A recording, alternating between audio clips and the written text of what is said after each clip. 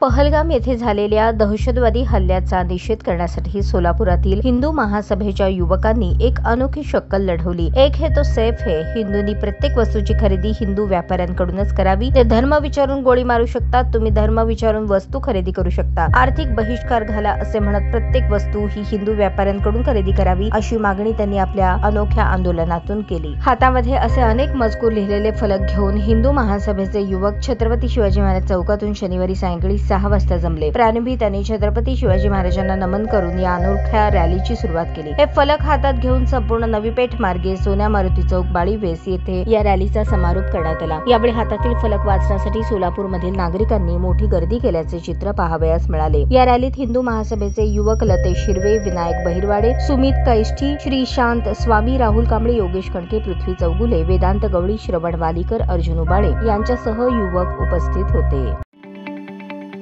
ताज्या बातम्या पाहण्यासाठी प्राईम महाराष्ट्र न्यूज चॅनलला सबस्क्राईब करा।